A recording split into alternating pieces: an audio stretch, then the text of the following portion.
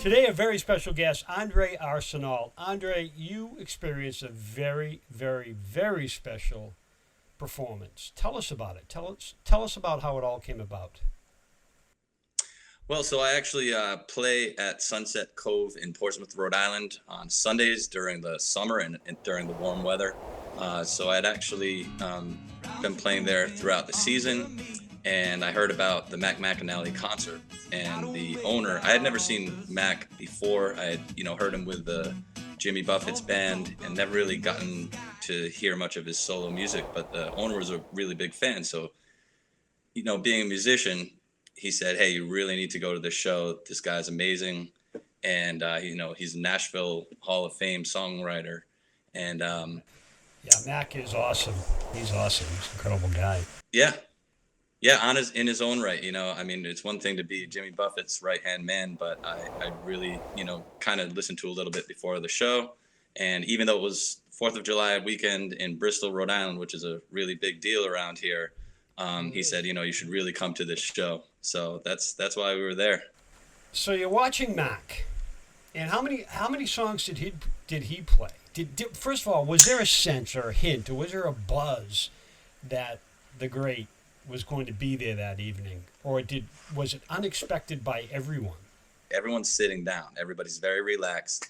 It's like just a very chill concert by the water. Mac's up there with Eric Darkin. They had just done a sound check. It was raining. It was pouring earlier that day. So everything got kind of pushed off. So they did their sound check, basically when the concert was supposed to start. So, Mac's up there kind of talking to the audience, doing a sound check. And everyone's just kind of very relaxed, sitting in their lawn chairs that they brought. How many people? This is a lawn chair and blanket kind of a venue, right? This small little venue. Exactly. How many does a venue seat? Yeah, so it is. It's basically just like you said. It's a lawn overlooking the water and the Mount Hope Bridge in the distance. And I think maybe they could have fit maybe up to 500 people. I believe there were just a little over 400 people, it turns out. Okay. So there you are. Listen to Mac. Now you must be a little bit of a Buffett fan, right? 'Cause Yeah. you listen to him. You're a performer. You play guitar. You play down by the water in the Rhode Island area. I'm sure you play a lot of Buffett in your playlist, Exactly. right? Yeah. Okay. Yeah. So what And happens? and it so what happens is you know, watching Mac play up there, and he starts to play 5 o'clock somewhere. Not a big deal because he does play some Jimmy Buffett songs. I don't know that anyone really thought about him. Some people were probably hoping that Jimmy would show up. It's kind of funny because I looked back at the videos that I posted starts right before Jimmy comes on, and the whole reason that happened is because I have a boat in Bristol Harbor and it's called 5 o'clock somewhere. So No. I was just thinking, hey, this is great. I'm just gonna get this. And I was seriously, and you can actually see in the video that I missed the first part. I had no idea what was going on. Everyone in front of me is standing up because the front people could see Jimmy walking up to the stage.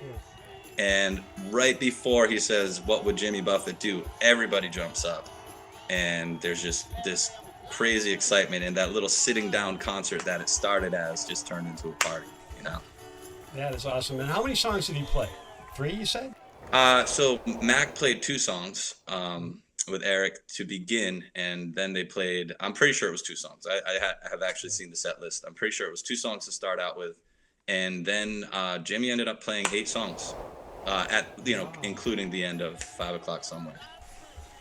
Now I have to ask, how did he look? I mean, did he look like? I mean, you amazingly here, right? You captured probably his last public performance, right? I mean, is that pretty much Yeah, it? I mean, what I would say is he has this energy that I mean, you can see in the video, and we could see when he was there. He was a little smaller than he had been.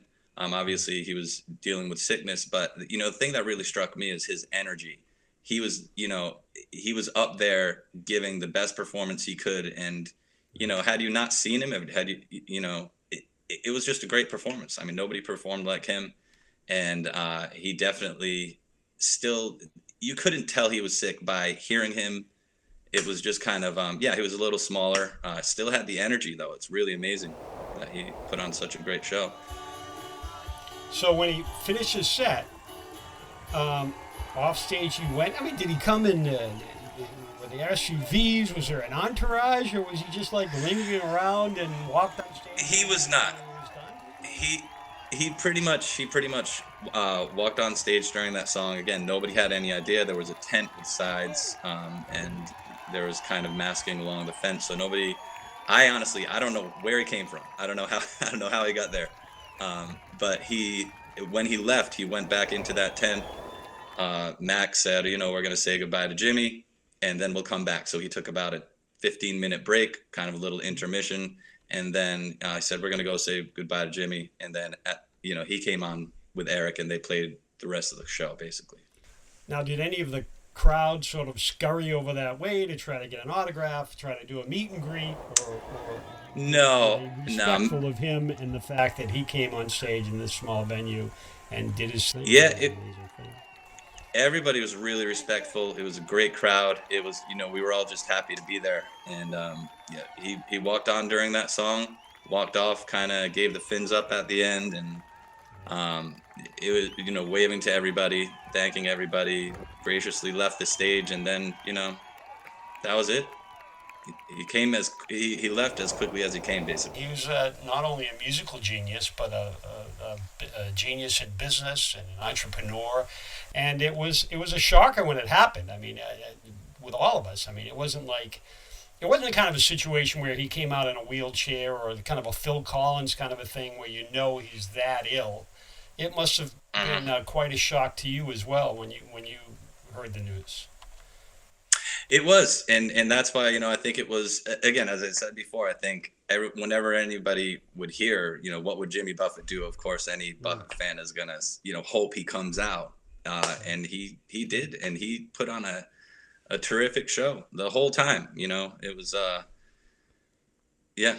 You probably grew up listening to him, and again, given where you live, waterside, and now you play, I'm sure, a lot of waterside marinas and venues and those kinds of places where everyone's looking for a Buffett song. If you're by the water and it's summer, you want to hear Buffett, right? What is he meant to you as a performer? So I will tell you, the first time I heard Jimmy Buffett, my brother was playing it.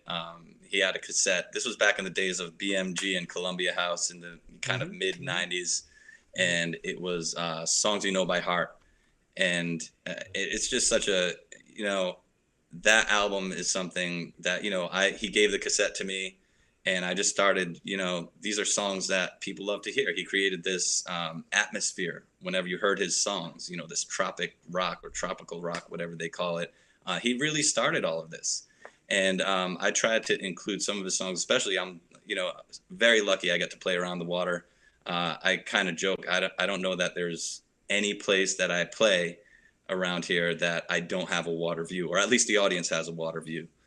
So it really does lend itself well. I play a lot of, also Kenny Chesney, some Zach Brown, just kind of, these people who were, influenced heavily by him. He created this whole kind of carefree vibe.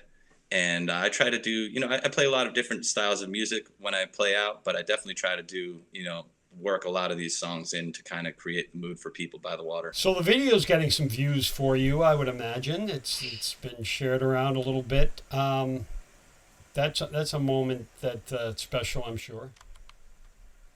It is, yeah. As I said, the whole thing started with me just thinking, 5 o'clock somewhere, that's great. And then, when he came out and, I got up and out, again, as I said, everything just kind of changed. It was like magic there.